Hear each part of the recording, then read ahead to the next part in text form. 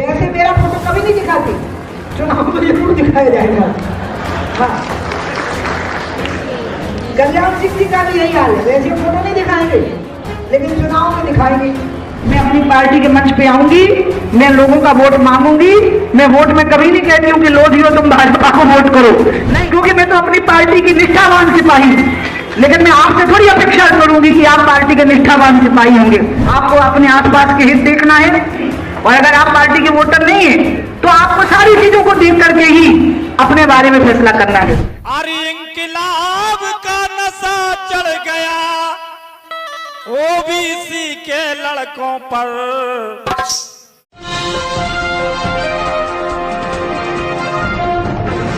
साथियों नमस्कार, मैं हूं नीरज पटेल और आप देख रहे हैं नेशनल जनमत। मध्य प्रदेश में पिछड़े वर्ग के जिन लड़कों पर इनकलाब का नशा चढ़ गया है, उन लड़कों ने मध्य प्रदेश की पिछड़े वर्ग की राजनीति की दशा और दिशा बदल कर ही रख दी है।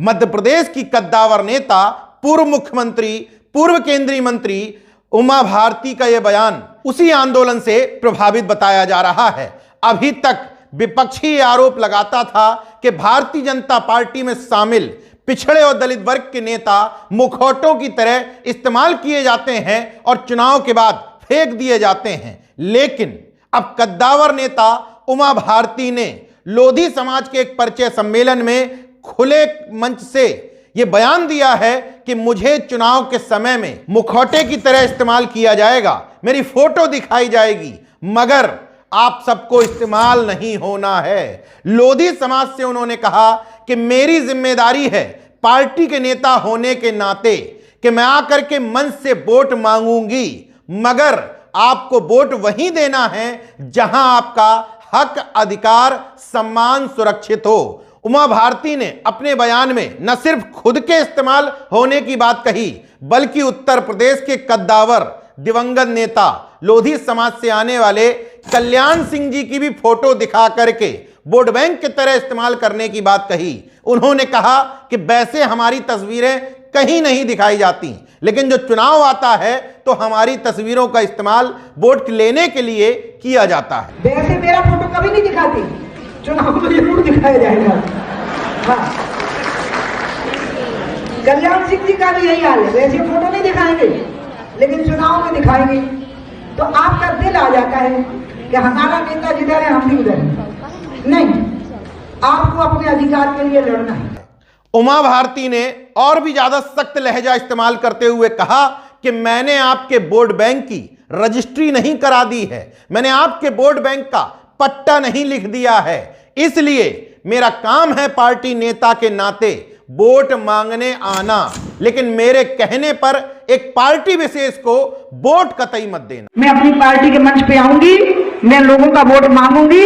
मैं वोट में कभी नहीं कहती हूँ कि लोधियो तुम भाजपा को वोट करो, नहीं, मैं तो सबको कहती हूँ, तो मैं सबको कहती हूँ कि आप भाजपा को वोट करो, क्योंकि मैं तो अपनी पार्टी की निष्ठावान सिपाही हूँ। लेकिन मैं आपसे थोड़ी अपेक्षा करूंगी कि आप पार्टी के निष्ठावान सिपाही होंगे, नहीं, आपको अपने आसपास के हित देखना है। और इसलिए मैं ये मान के चलिए कि प्यार के बंधन में हम बंधे हुए हैं, लेकिन राजनीति के बंधन से मेरी तरफ से तो आप पूरी तरह से आजाद हैं।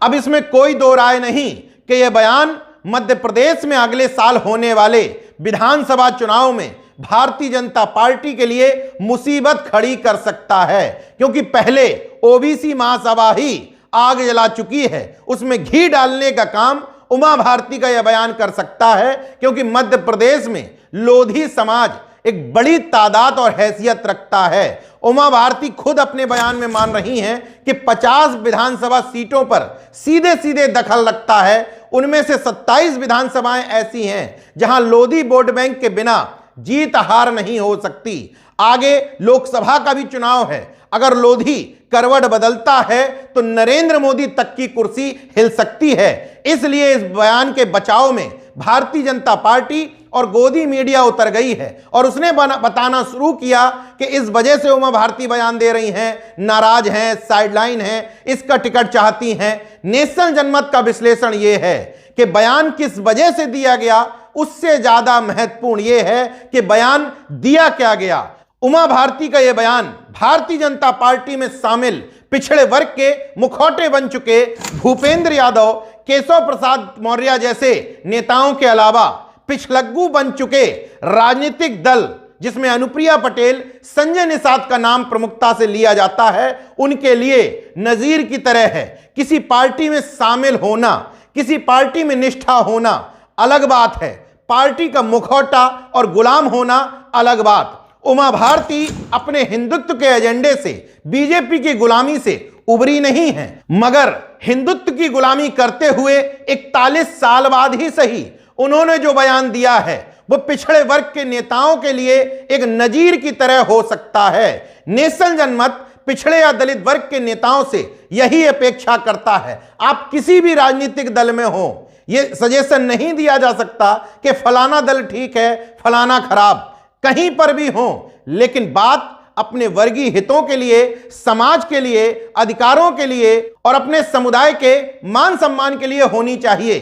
कहा जाता है कि उत्तर प्रदेश के मंत्री स्वतंत्र देव सिंह जो पिछड़े वर्ग से आते हैं, उनका नाम पहले कांग्रेस सिंह हुआ करता था। उमा भारती जी के कहने पर ही बीजेपी में राजनीति करने के कारण उन्होंने अपना नाम स्वतंत्र देव रखा, लेकिन एक खास मानसिकता की गुलामी से मुक्त नहीं हो पाए।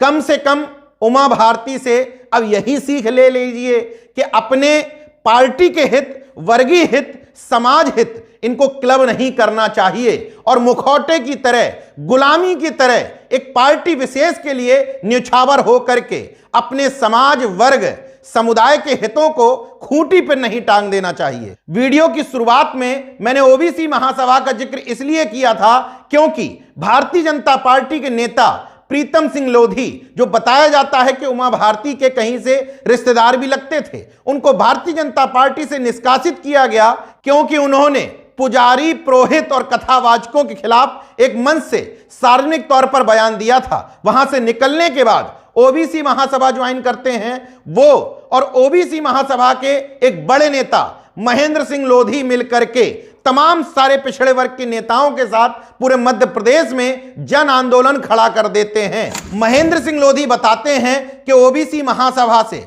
उत्तर प्रदेश हो या मध्य प्रदेश, बहुत तेजी से लोधी समाज एकजुट हो रहा है। हो सकता है कि ओबीसी महासभा के कार्यक्रमों में उमड़ रही भीड़ से उमा भारती को कुछ हौसला मिल रहा हो। यह बात मैं इसलिए भी कह सकता हूं कि ओबीसी महासभा के पदाधिकारी जब पिछली बार उमा भारती जी से मिले थे तो उन्होंने बीजेपी द्वारा किए जा रहे निजीकरण का मुखर विरोध किया था। पिछड़े वर्ग में रोटी बेटी के संबंधों पर भी खुलकर चर्चा की थी, वो भी सुन लीजिए। इसमें है क्या, धरा क्या है? जब तक प्राइवेट सेक्टर में आरक्षण नहीं मिलेगा आपको क्या मिलेगा? नहीं, सही बात। आप सारा प्राइवेट सेक्टर के हाथ में सौंप दिया है, सारी जमीनें प्राइवेट सेक्टर में देने की तैयारी हो गई है। आपको बचा क्या है? एक पूजा विधि और आपस में रोटी और बेटी, क्या है? तब आपकी ताकत बढ़ जाएगी। ऐसे ही ज्ञापन देते रहोगे, हम बताएंगे। बहरहाल उमा भारती की बगावत के पीछे वजह और छुपा हुआ स्वार्थ कुछ भी हो, लेकिन उमा भारती के इस बयान ने भारतीय जनता पार्टी की मध्य प्रदेश में हालत खराब कर दी है। साथ ही साथ उन पिछड़े वर्ग के मुखौटों के मुंह पर जोरदार तमाचा लगाया है जिनकी हैसियत कब्र में पड़े रहने पर भी अपने वर्ग, समाज, समुदाय के हित में बात करने की नहीं होती है। देखते रहिए नेशनल जनमत, जागरूक और सजग बने रहिए। जय विज्ञान, जय संविधान, जय लोकतंत्र। धन्यवाद।